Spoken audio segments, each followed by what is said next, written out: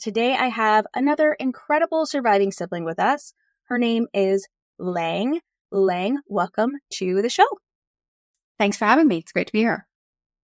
I'm really excited to have you here, and I'm really excited that we connected recently and talked about your book and your journey, and we're going to talk about all of it here. But I want to kick off by having you tell us a little bit about you and your sister, Ginna, obviously why we're here today, and your experience together and kind of your background and connection. Can you tell us a little bit about that, Laing? Sure. So my sister and I grew up in New York City, and we went to an all-girls school on the Upper East Side, and we both went to school there through 8th grade, and then we actually both went to boarding school in Connecticut and ended up at the same schools, and then we both ended up at the same college as well. And so we were together a lot through the years, and I think that there probably were pros and cons of that. It was obviously really nice to have someone that you knew and trusted around all the time. And on the other hand, my mom has mentioned at different times that she wonders if that wasn't fair to my sister, to sort of, since she was younger, to sort of have to always be following and not have sort of her own place to sort of carve her own path. I mean, we study different things, but we did spend a lot of time together, and our parents were divorced when I was 10 and she was 7. And so I think, when you've got something that you go through that's really hard together, you end up with a certain bond that comes from it. And then there was also probably a separation that existed as a result of that as well, in that we handled things differently, partly because of age and partly because of disposition. So I came out of that as someone who sort of liked to go straight through the middle of things, emotionally, and really sort of deal with things very upfront. And she tended to internalize them more and just process it differently. And I think that was a way in which we sort of diverged at different times in our life in particular. So, but, in general, we were friendly and close, and, obviously all relationships sort of come and go at different stages of life, but she was super charming and smart and funny. And, she and I, shared a lot of friends in common. And so she was awesome. I miss her. Yeah, of course. I totally understand. My brother and I were 3 years apart too. But yeah, that's interesting. I was going to ask you, what the age difference was. So that's interesting. We have that in common. Yeah. And I think that's good. And I'm the oldest too. So it's just a different dynamic too. I think because I'm a product of divorce as well. Right. And when you're the oldest and you're seeing things and that depends on the personality type too. So, but you guys were super tied together, going to all these different schools together and kind of moving through life together. That's really interesting. Yeah, I'm sure it's interesting that your mom reflects back and goes, I wonder if that impacted her. That's kind of interesting. Yeah, I like talking about family dynamics because I think it's integral into the story of your grief and loss, right, too. So tell us a little bit about, going up to the loss of Ginna, because your loss with Ginna is still quite recent. It was in 2019. So tell us a little bit about your experience. Tell us a little bit about what happened and what life was like as you were moving into that loss. Sure. So Ginna lived in Nashville. She had a daughter who was 9 at the time, and I lived in Southern California. So we both had moved away from New York, away from the East Coast. I think that was actually something that we shared in common, that we were sort of broadening, what we wanted to sort of experience. And that was something later that became something that really bonded us. But leading up to her death, I learned that she was snoring really loudly and sleeping in her own room, which I mostly learned from her daughter, but the way children just sort of chatter. And Well, and because of the work that I do, I have spent, the past 20 plus years in medical devices and on the investing side. And one of the things I had most recently done was co-founded a business that makes medical devices for the treatment of obstructive sleep apnea. And snoring is the leading symptom of sleep apnea. And I also knew just from spending time with Ginna that she was taking daily naps and she was moody and all of these are some of the most common symptoms of sleep apnea. And so I encouraged her to go get tested. And I actually sent her the name of a local physician that she could, do some diagnostics with. And, I don't know why she didn't get tested, but she didn't. She claimed to have had a conversation with her primary care doctor. It's interesting, actually, in the case of sleep apnea, it does tend to be more men than women who have it. But as a percentage, women are more underdiagnosed. So doctors have it in their head that it's more men that have it, but actually many, many women do as well. And it's, it's highly correlated with, both being male, being a bit overweight, drinking.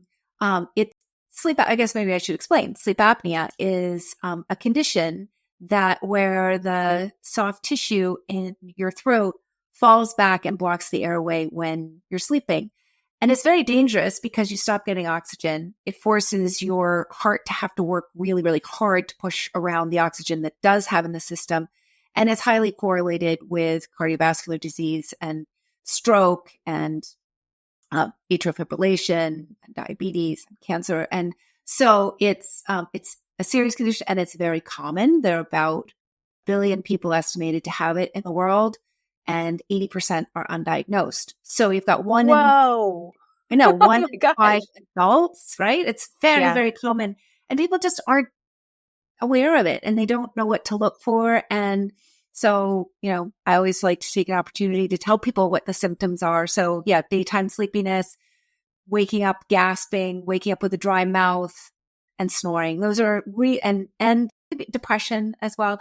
So those are the big ones. And, I would suggest to anyone, if you've got any of those symptoms or it's often a bed partner who has them, usually the person who has it themselves isn't that aware of it. The person who's sleeping with them and hearing it. And so to go talk to their doctor. I think the awareness of it is growing, and the ease with which people can get diagnosed has gone up a ton. And you can do a home sleep study now. It's really straightforward. And I wish my sister had. I mean, That's what I like. You're stealing the thoughts out of my head, Laing, because there's so many things that are going through my mind. I was like, yes, tell us what sleep apnea is, because I do feel like it's talked about a lot more now than even, 5 years ago, right? Like people are aware of it, but I feel like, I think I automatically attribute it to men. I don't think about women. I don't think about women not having it. I just think we are like, our husbands or what partners were like, oh, he snores so bad. Like I got to go sleep on the couch or the other room or the guest room or something, right? And that's kind of a joke, but it's actually very serious. And so thank you for defining that for us. But what I find so fascinating too about all of this is, one, the amount of people that have it, two, the amount of people that are undiagnosed, with it. But then to go deeper and to go into your story, I find it so fascinating that you and we obviously talked prior to this podcast, but you had shared with me that you had been in the medical, arena for work, a co-founder, medical devices. You knew about all of this, and yet, bless her heart, Ginna did not actually go. That's really mind-blowing. She did not go and get tested for this. So that must be quite frustrating and also confusing for you as the sister in this, right? Having the knowledge. I'm sure that was like, a moment for you. We hope you're enjoying this incredible episode of the Surviving Siblings podcast. I'm your host, Maya Roffler. We'll be back in just a minute after hearing from our incredible sponsor. Are you feeling lost in your grief journey? Perhaps even stuck? As a surviving sibling, I too have felt lost, stuck, confused, angry. Well, fill in the blank. I've felt so many emotions along my grief journey. I'm sure you know exactly what I'm talking about too. Along the way, I found that what I needed was answers to all of my unanswered questions, validation, permission to feel everything that I was feeling at different times, and ultimately, I needed guidance. That's why I created the Grief Guide for Surviving Siblings. This is a 23-page guide that guides you, the surviving sibling, along your grief journey. Written and created by a surviving sibling for surviving siblings. Click the link in the show notes to get your copy or visit thesurvivingsiblings.com, where you can also find more show information, merchandise for surviving siblings like you, and more resources and support. I've thought about it obviously a lot. Yeah. And how is it that, I mean, just the irony, right? Of course, I've spent my whole, my career, I put my professional life into, we've now, at the company that I founded, it's a company called Prosomnus. We make oral devices to help people while they're sleeping. We've treated more than 250,000 people. I mean, we've been very successful. It's a public company. We, out there, we've got great clinical data, and I couldn't get her tested. But, that's actually very common. And part of why I like telling the story is people are very resistant, even when, and, maybe even more so when it's your sister, right? I mean, I always like to joke that I used up my sisterly advice back in 1988 or something. So, I love that. Well, yes, guilty. quota. I'm a big sister. I know. Like, they don't like to listen to you. And then they're like, oh, man. Yeah. Right. I get yeah. it. I mean, it might have, I think that there was some element of her being like, you have a hammer. I'm not going to be your nail. Just because you're in this field does not mean that I have what you, I don't know. It's obviously unknowable at this point, but Right. it's, hopefully, by telling the story and having other people also realize that it's serious. There's mild, moderate, and severe sleep apnea, and someone having, she ended up with, they had to do an autopsy because it was such a shock that she died. I guess I could explain that, what happened there. But she, so hers was at sort of the tail. It was an extreme case of this, but it for sure reduces quality of life and length of life for people. And so it is worth paying attention to. But she was home. She was, she had spent the evening with her husband and daughter, and her husband took my niece up to put her to bed and came down, and she was in atrial fibrillation and on the couch. And, it wasn't clear if I think that she had fallen asleep and then just wasn't able to get her out of it. And so it's just heartbreaking because it's treatable, it's preventable. And Right. she's, such an amazing person. And, she was only 46. So that was my next question for you. So so she was only 46, and this was back in 2019. And so this was just a normal evening in Nashville with the family, and she fell asleep. And so what does that look like when somebody, God forbid, if somebody goes through this. So her daughter noticed that she was snoring and sleeping in another room and tired throughout the day. So a lot of these symptoms, she didn't get help.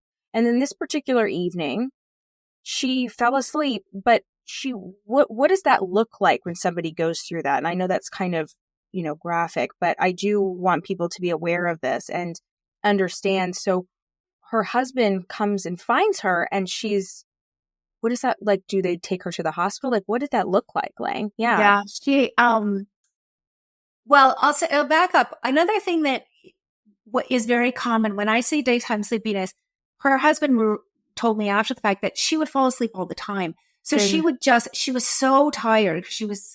Because even if you're in bed for 8 hours a night or whatever, if you have sleep apnea, you're having these micro arousals. So you're not getting into the deep REM sleep. You're not getting the quality of sleep, which is also why you then end up with, some of the, depression or moodiness or, other kinds of mental health, because as we all know, get enough sleep. Right. We should all know that at this point, if your body's not resetting every night. Yes. And so, so the fact that she had fallen asleep on the couch was, totally common, right? I mean, that was, I think, something that was happening pretty regularly. She'd fall asleep in a chair. She felt, just napping, sort of what the rest of us would think sort of inappropriately all the time. But I think when she came, I think that her color was off. I think that she looked very gray, and he called an ambulance, and they came. And so it was the paramedics who found her, I think initially in atrial fibrillation, and then she was technically still alive when they found her. And then she went into ventricular fibrillation, and they just couldn't stabilize it. They couldn't get her rhythm back. Often when someone's in AFib, they can.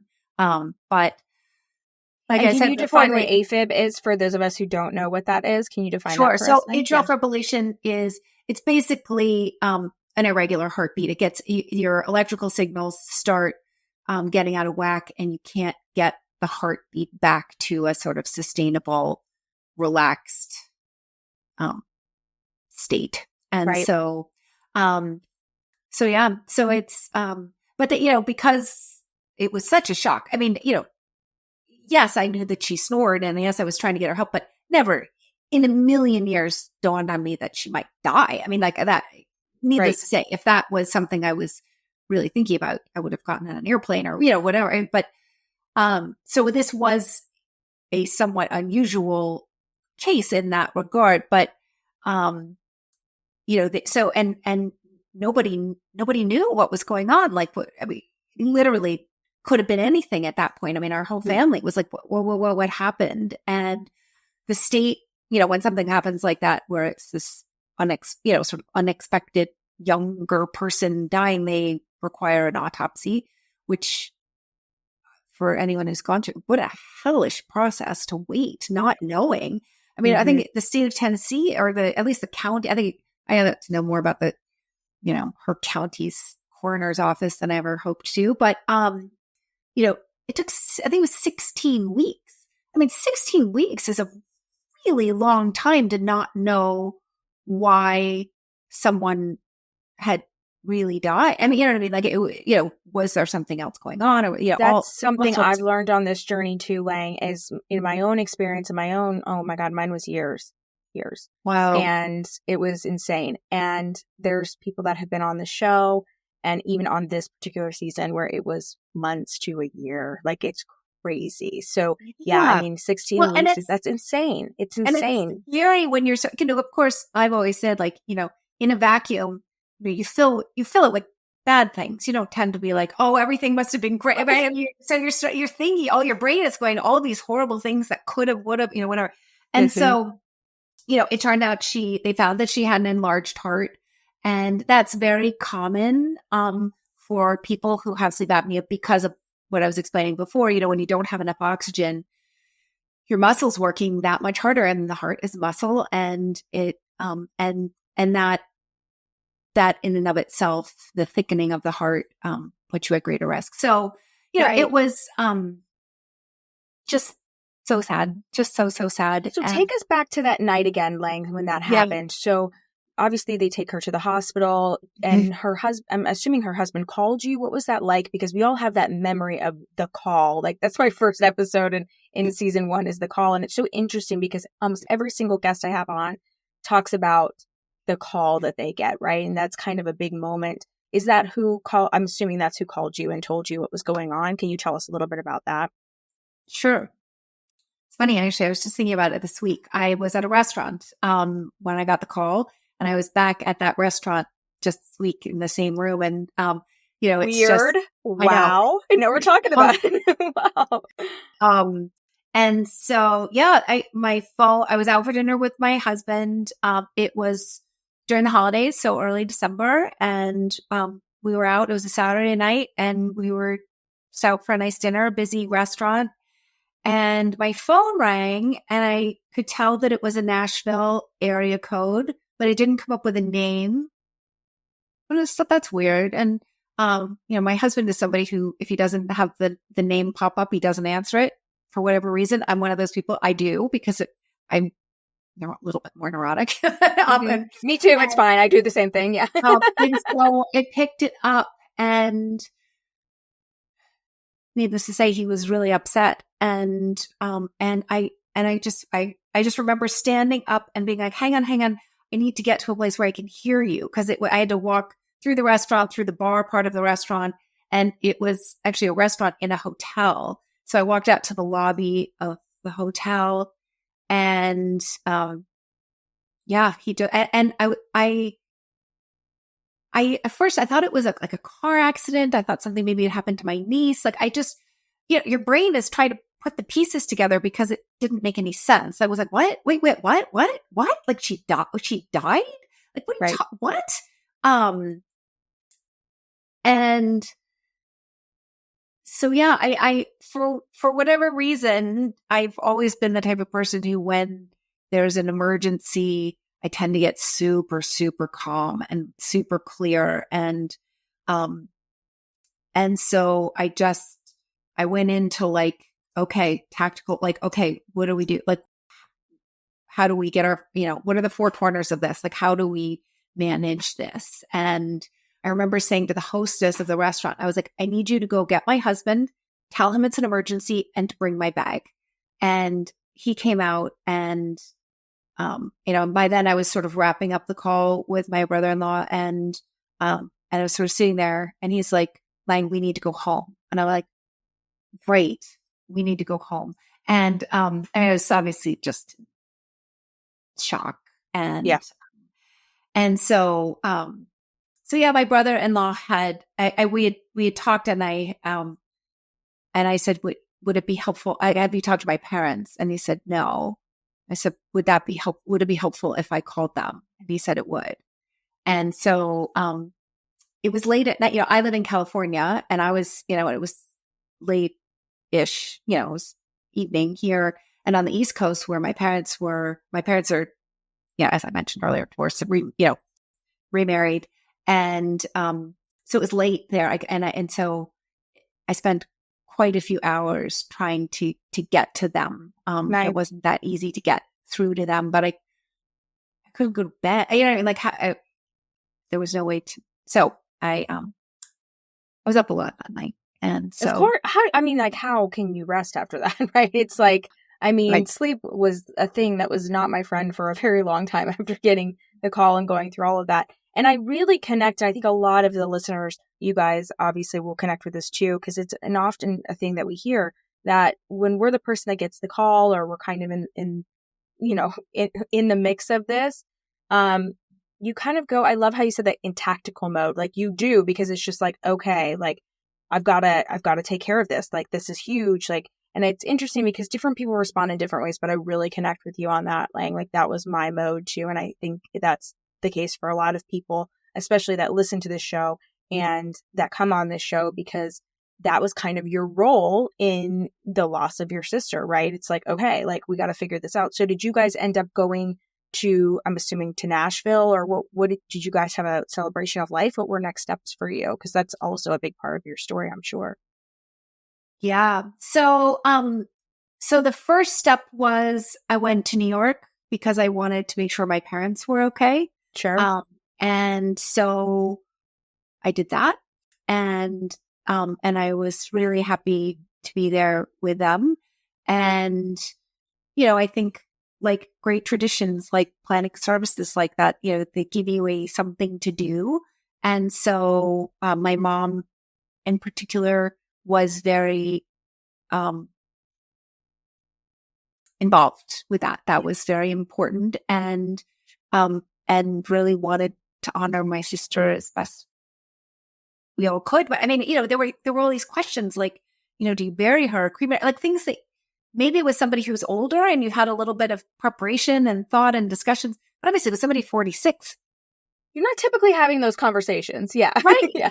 And so there were some decisions to be made, there were things like that. And so, so then I ended up, it was also a weird coincidence. My mother-in-law had a long bout of Alzheimer's, and coincidentally had died 10 days before. Oh, wow. And yeah, I know. And she died, I think it was a couple of days before Thanksgiving.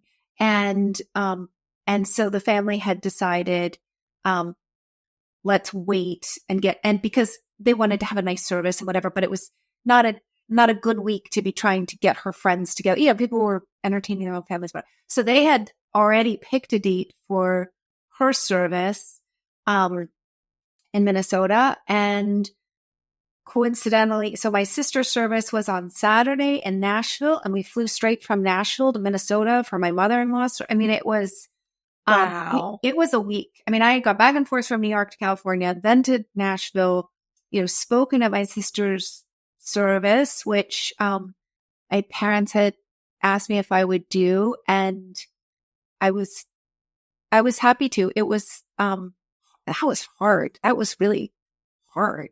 And she had a big story, you know, and I think there were 500 or 600 people at her service. It was a big, it was a big, beautiful church at Nashville. And I remember beforehand having to be alone because there were so many people who came and wanted to see me and whatever. And I was like, I kept having to pull myself out. I would go like hide in the bathroom because I was like, I can't cry. Like I have to get up and talk to 500 people. Right. Like, No, I get it. I totally get that. once the dam, this is going to be a mess. And so I had to, and I would say to a few people, I'm like, I'll talk to you after, but like, I can't right now. And so I remember sort of staring at the ceiling, trying to keep my eyes open. And so it all went, I'm really happy that I did. It was a great sort of honor to be able to tell people about her.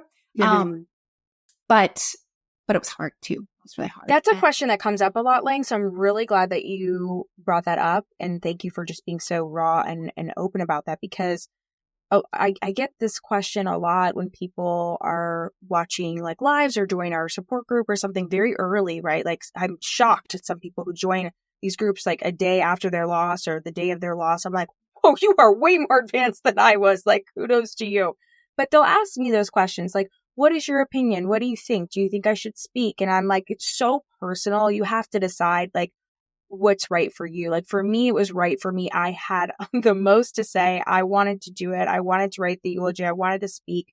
And it was a celebration of life. It was very different. It was not at a church. It was not, but that was important to me. So I appreciate you sharing that part of your story too, because that's a story that a lot of people like have to, you know, go through as well, and a part of their story. And 500, 600 people, that's a lot. That's very intimidating. And it's like, you have to figure out what's right for you. And sometimes people will come back to me and say, well, you know what? I did write it, but I had someone else read it. I'm like, that's totally cool. That's totally cool. You have to decide what's right for you. But I love how you explained it, because you said it was an honor and it was beautiful for you to do that. And that's how I feel. I would have regretted it for sure if I didn't. Wow.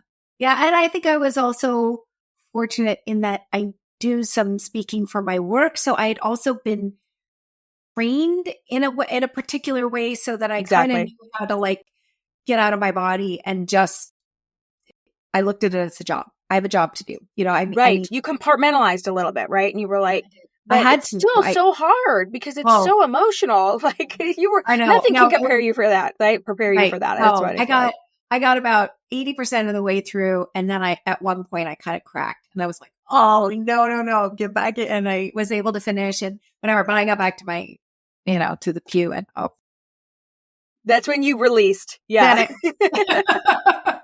So yeah. No, I think that's an important part. And that's why I like to talk about these elements of the process, because everybody's story is a little bit different. So yeah, I think, it's hard. It's hard to compartmentalize that. But if you do speak for a living or part of your job, I think it can help for sure. But nothing prepares you for this, right? Nothing. Oh, well, no. It's just me.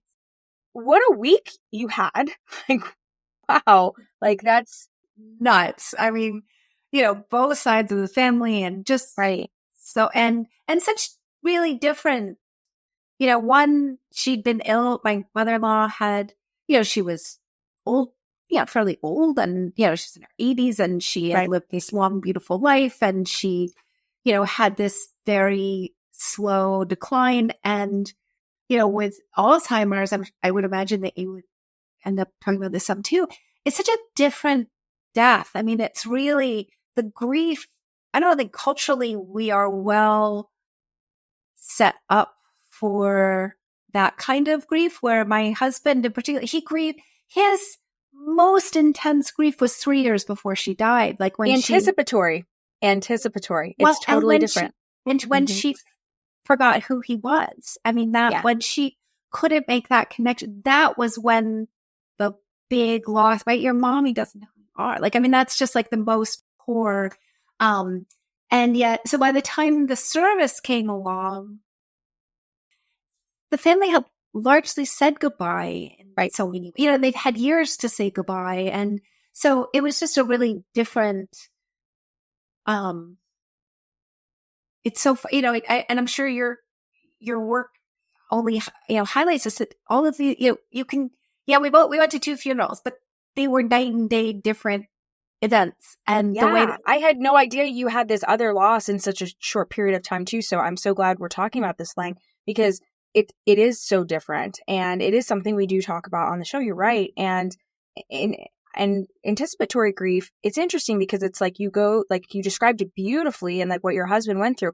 He went through like initial, like his initial call when he found out, like we talked about that, like when he found out she had, this was happening, and then when she forgot who he was. And those are all those anticipatory grief losses. It's almost like, I like to always say, like, again, I'm no therapist, but I've just listened to so many of these stories and done so much of this now that like, it's like you have all the losses kind of front loaded in that type of loss, right? It's interesting, so that when the actual, you lose the physical body of the individual that you love, and especially if they've lived a long life, you're kind of like, this is really sad, and I'm going to mourn this, and I'm going to grieve this, but I've already grieved so much on the front end a little bit, which is totally different than the experience of like what happened with your sister and my brother, which is sudden loss, where it's like a rug has been pulled out from underneath you. I mean, sometimes I like to say the earth has been pulled out from underneath you, because you have so many things to work through post versus, and not to say that there's not grief that happens after with anticipatory, because now they're gone. They're actually gone. But you have to deal with everything after a sudden loss. So I think this is very interesting to highlight both of these. So thanks for sharing that, because that's how I see it, at least. Yeah, no, that was very much my experience. And, there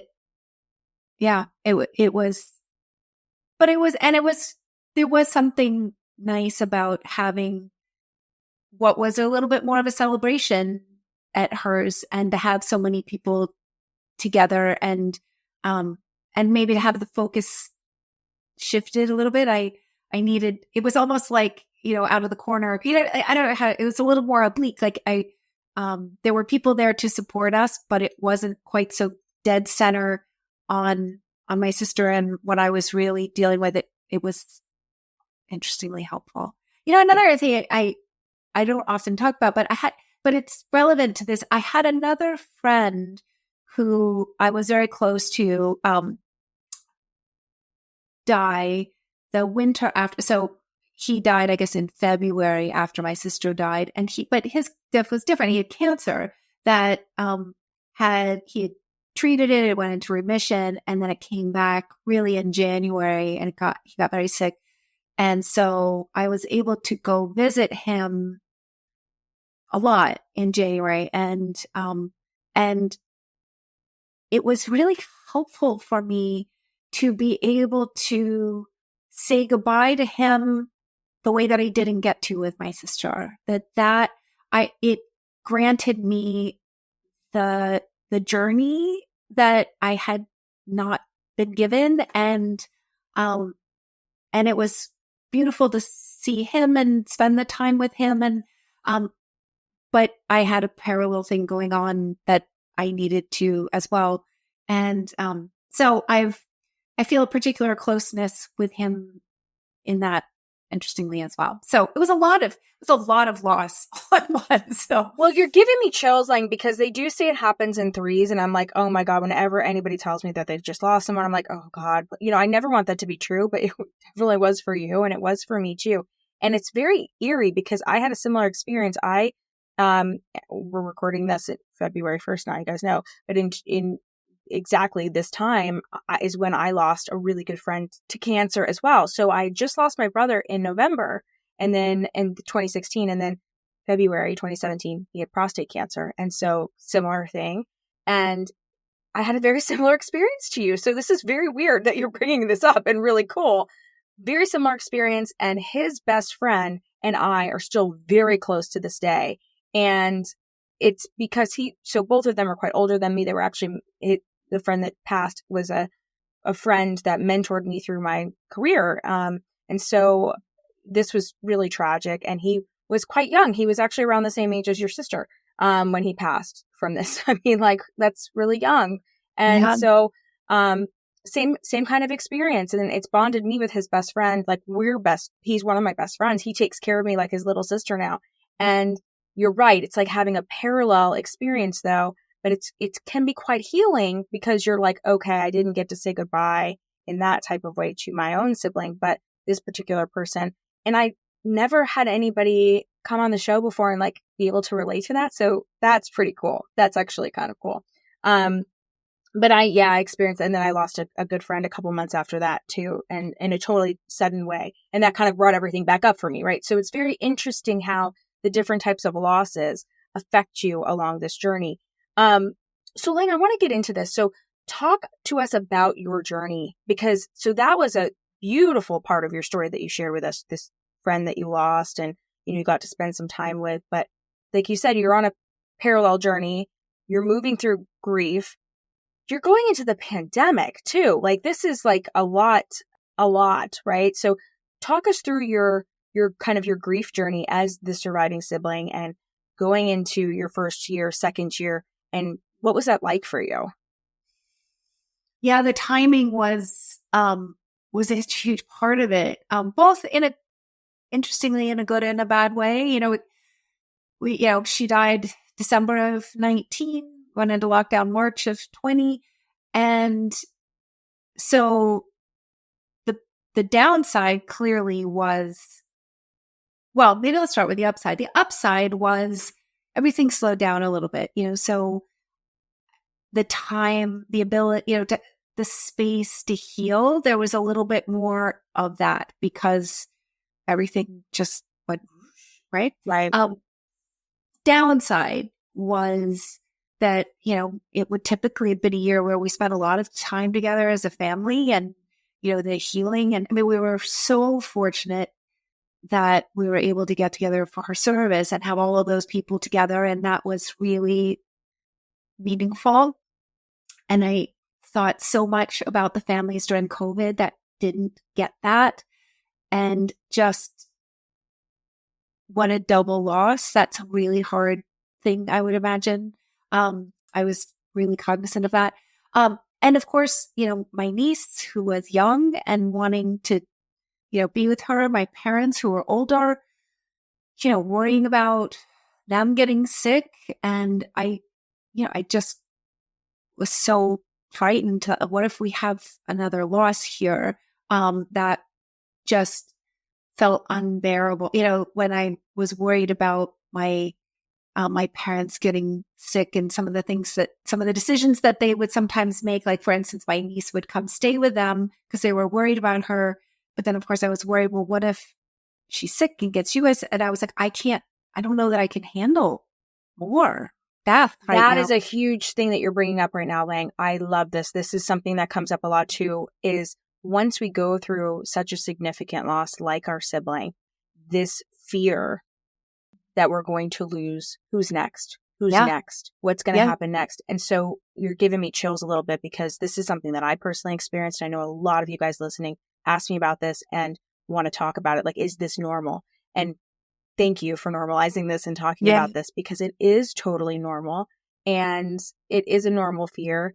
And how did you kind of push through that, Laing? How did you kind of get to the other side of that? Because that's a natural feeling to feel through COVID anyway, right? You've got a young niece that's going to visit and your elderly parents, and you're like, wait a second here. Like, we don't know about all of this stuff yet, but there's so... We all had the existential fear of, will we get wiped out? I mean, those early But it's days, elevated going through a loss like this. Right. I mean, it was all of it. So it was really intense. And I had a young business that I was, needing to make sure survived COVID. And that was, taking up some, brain space. And then I had my own 2 children who were teenagers who were home, and, you were reading all about, teenage depression and, isolation and issues, so there were all sorts of things going on. And, honestly, falling apart just never felt like an option. It was, you got to keep everything together here.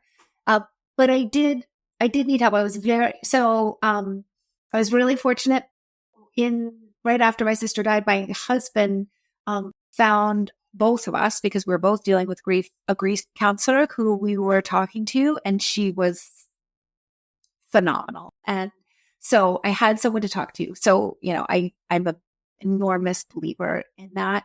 And then I had this desire to do something creative. I actually originally was like, well, maybe I'll make jewelry or sculpture, or I wanted to make things. I had this sort of instinct, and I always say I had no tools and no talent, and so I was stuck at home, and so I ended up reading a book called The Artist's Way, which has been around for 25 years. Julia, it's a very well-known book. Yes, exactly, and I had heard about it for years. My husband had done it, sort of gone through it, 10 years prior, and I finally had the time. And one of the main things that she suggests is that you do something she calls mourning pages, where you get up and before you do anything else, you write 3 pages every day. And I'm a little rule follower. And so I went through, it's a 12-chapter book. In 1 chapter a week, I went through the whole thing exactly as prescribed. And I'd never been a journaler or a writer. I really didn't think of myself as a writer at all. And it all of a sudden just floodgates opened. I just started writing and writing and writing. And I ended up writing what I wasn't thinking of at the time, but really was poetry. And so I ended up really just expressing a lot. I was spending a lot of time outside. I live, as I mentioned, in Southern California, a really beautiful area. And so we were walking every day out, because it was the pandemic, what streets are normally, buzzing with cars and all that, we could walk down the middle of the road. So to get to really slow down in that different way of just very, things that you would normally see rush past you, or all of a sudden, you can stop and look at them, and, you smell things and you see things and you hear things, and, those electric blue skies, where there's no pollution. And so I had a lot of nature imagery going through, and so I ended up writing a lot of nature poetry. And so that was a lot of what I did. And, after a little while, I ended up pulling it all together, and it became a book that I put out. It was published in May of last year. And it's so exciting. Congratulations. It's really exciting. And so I had, it's been a really cathartic kind of experience to be able to, both honor my sister and sort of honor the process of going through the grief, and then also be able to sort of talk about the things that were helpful to me, because, I'm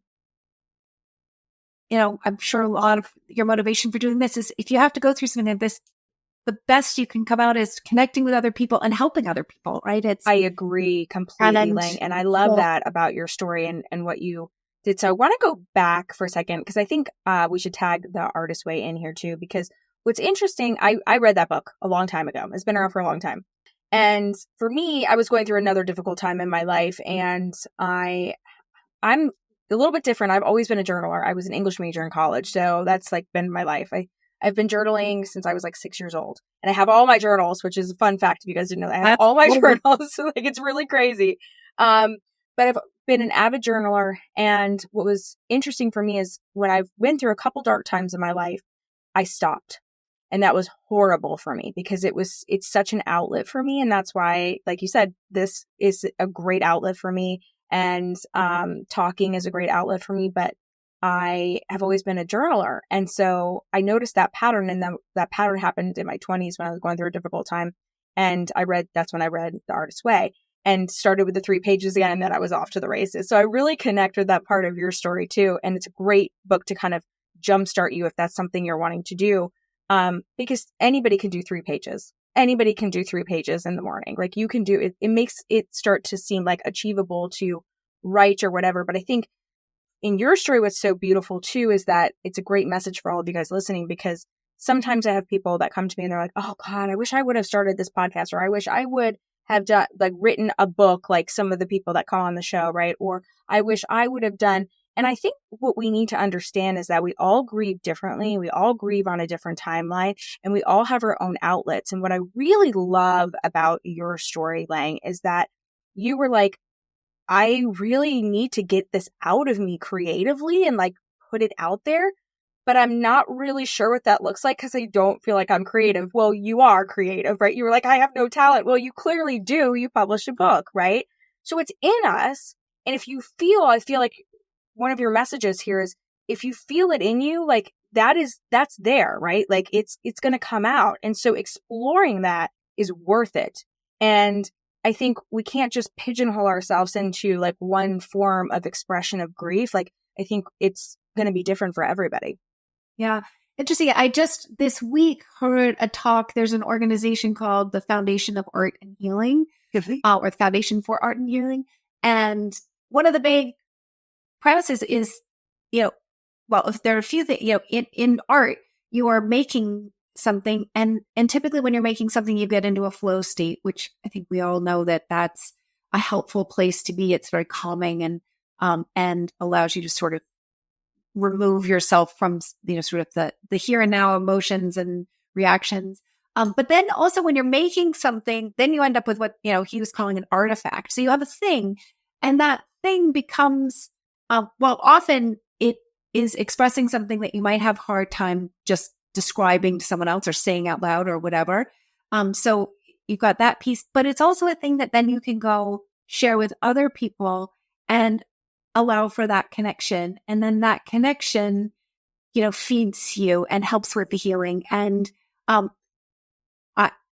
I found, the talk by the fellow who was doing it to be, he was the founder of his organization, to be, it was so much the process that I found in grieving that it was just interesting. He's a professor at the Harvard School of Public Health. I mean, he's at it from a very sort of scientific, data-driven perspective. But I had empirically ended up at a very similar place, and I think that the creative process of taking something that, all this emotion in you, and to be able to take it out, roll it around, pull it apart, and then make something and have it be generative and positive and a reflection into the world. I mean, even if the art itself is dark, it's positive in that it's new and it's out there. And so, I do think it's really, it was unlike anything that I had known before. It was something, probably 50 years old when I learned it. So hopefully.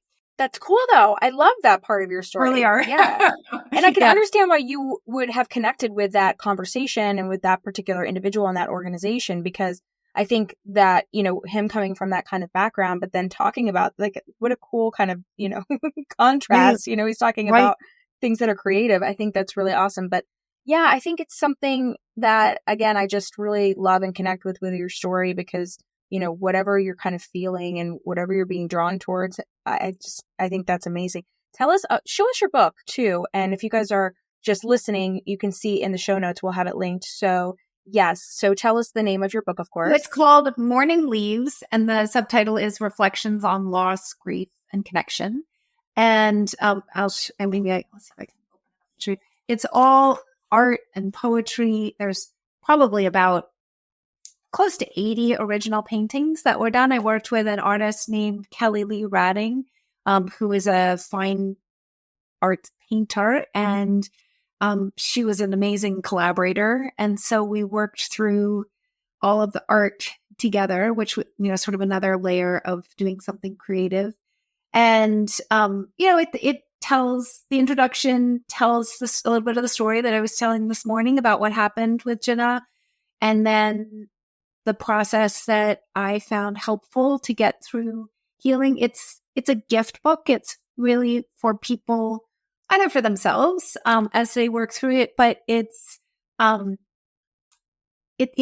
quite beautiful, and so it's nice as something to give to somebody, in lieu of flowers or or with a sympathy card, that sort of thing. I'm finding that's a lot of how people are using it, and it's been interesting to have a book like this, because I approach it in one particular way. Like I tend to sit down and read it, front to back, but I get lots of comments from people that they're using it more as a meditation, that they'll leave it next to their bed and read one of the poems, in the morning when they wake up or before they go to bed. And so it's fun to have it have its own life, and people sort of are incorporating it into their own, grief and life. And so but I guess just one last thing on the subtitle. I learned all these things that I didn't know before. So the subtitle is really telling the reader what it's about, right? So mourning leaves, there's a lot of sort of double entendre in that, right? There's a mourning.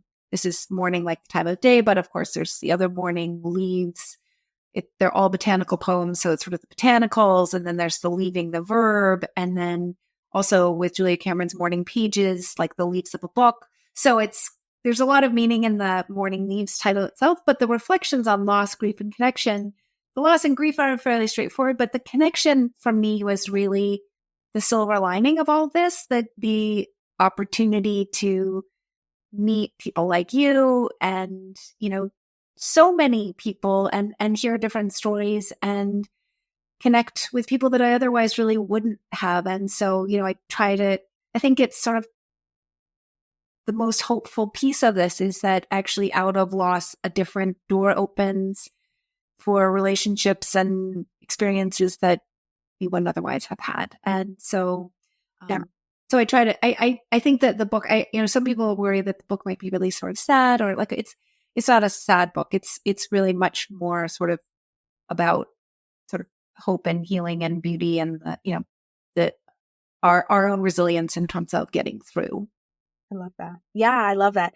When we first connected, you were sharing some of that with me. And I think one of the takeaways that I get from this beautiful book and I have a question too about the kind of the process in a second, but I want to point this out because I have a lot of authors that come on the show or connect or, like you said, these are not people that I ever probably would have met in my life. And I think, sometimes people have different opinions about, do you have to find a silver lining in grief?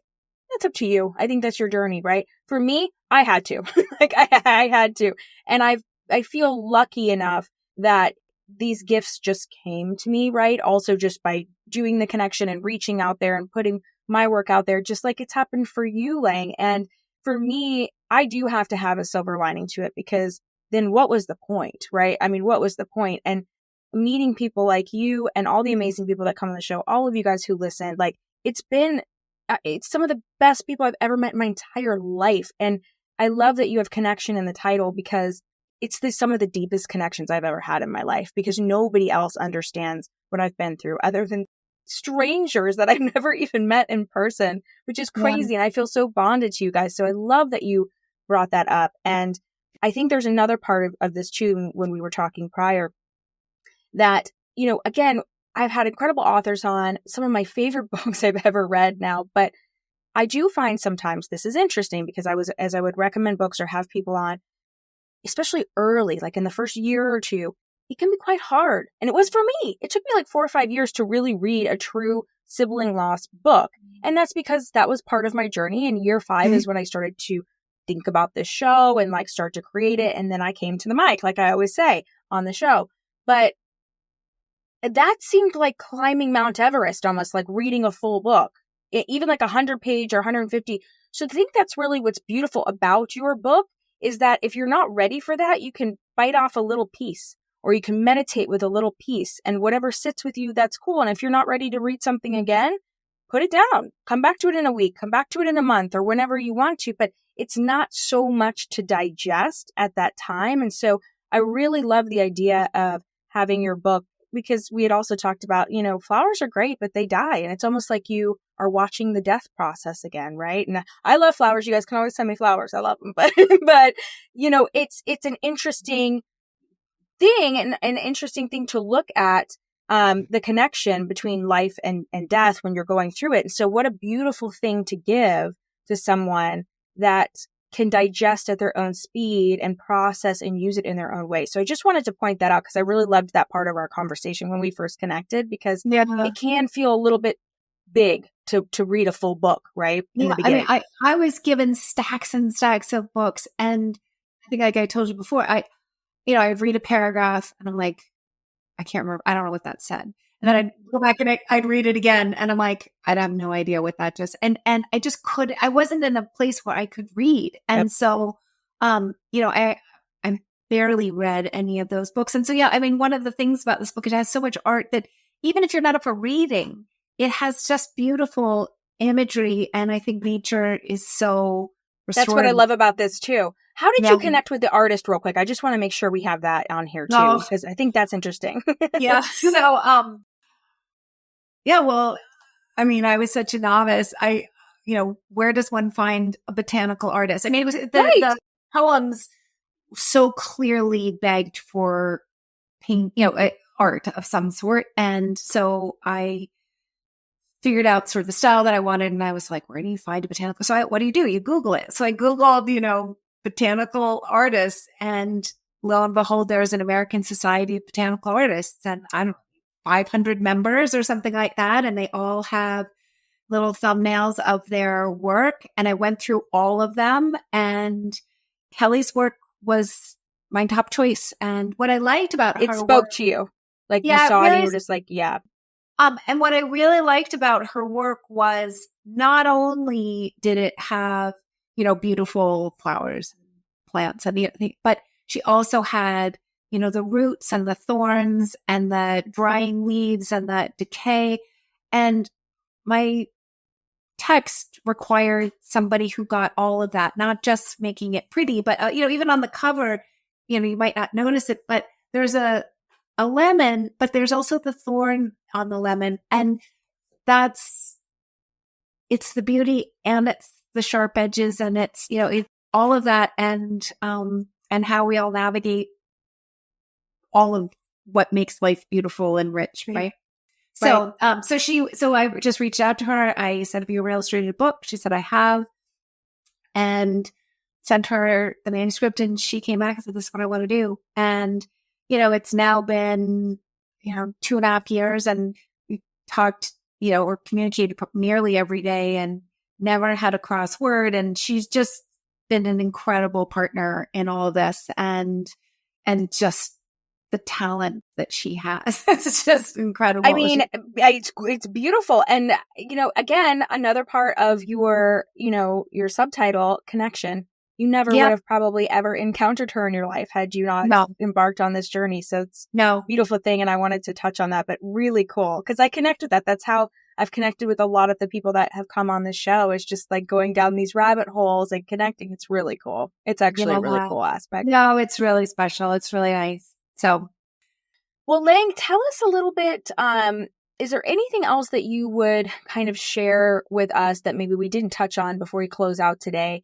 Any pieces of advice? I mean, again, it's such an interesting part of your story with Ginna that you were in this field, in the medical device field, and had the knowledge. But any piece of advice that you would give from that perspective, kind of twofold, like if people are experiencing this and they would, like to help someone, or what are the signs? And then also on the other side, the second part of it as well, if we missed anything today, any advice you would go back and kind of give yourself on your grief journey? Sure. So first and foremost, on the sleep apnea side, on my website, which is my first and last name, langrickers.com, I have a whole page on resources for sleep apnea. So if, you can always call your own doctor, your general practitioner, and ask about it. But if you don't feel like they're very well informed or getting the information that you want, there's a lot of information online. And there's a way to contact me on my website if somebody's really not going down a path that they're comfortable with. I'd be happy. I on a very regular basis help connect patients and doctors or people with questions. So that's awesome. That's a standing offer. But talk to your doctor. That's always the best thing to do. The thing, I guess, just sort of shorthand, what really worked for me was something that I've come to think of as talk it, walk it, write it. And it had, I used it in my Greek journey, but I've now used it also when other hard things happened in my life. I think, talk it. I was fortunate enough to have a really great professional counselor who I could talk to, but I think just somebody who will listen, somebody who really take the time to let you articulate and digest what you've been through is helpful. And then the walk it, I think this stuff is so physical, it's so energetically draining to be able to, walk, get to the gym, whatever one's, exercises, but to get it out of your body is really important. I think that trapped in your body does a lot of terrible things that stress do to our bodies. And so we want to stay healthy ourselves. And then the final, write it. In my case, it was writing, but I think anything creative, it could be dance or music or painting or whatever. I think those three things are really the key to staying healthy when you're going through something stressful. And so, that's at least what's worked for me. Everyone, as you say, everyone's journey is different, but yeah. Everyone's journey is different, but when you shared that with me, the talk it, walk it, write it, I just loved that. So I love that we're kind of ending on that note and that can look however that looks, right? Like you said, I love that. Like for you and me both, therapy was integral. Like I'm such an extrovert, but I wasn't going to like support groups or things. Like I needed my therapist. That was my outlet. And so talk it, walk it, like write it. I relate to that. And for me, exercise was really important to me as well. Running was an outlet for me, and that was huge. Everyone has their own thing, but it can be dancing, it can be fun, it can be TikTok dances, like whatever works for you. Yep. Physically, we trap this stuff. So I just loved this.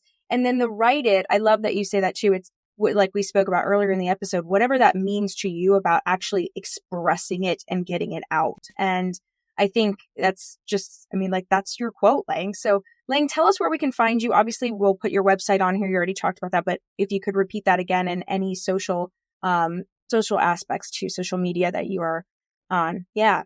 Yeah. So all of the socials are also on my website, which is langrickers.com. And then on Facebook, it's author Laing Rickers. I have a Instagram, which is actually where I'm probably most active, which is mourning_leaves_and_poetry. And then I'm also on LinkedIn, which has more information about, call it my day job, my more professional medical device information, and happy to connect with any of your listeners. So it's nice to be a part of this community. We're so happy to have you on the episode. This was beautiful. Thank you, Laing. Thank you for sharing. Thank you for writing the book. And thanks for being here with us today.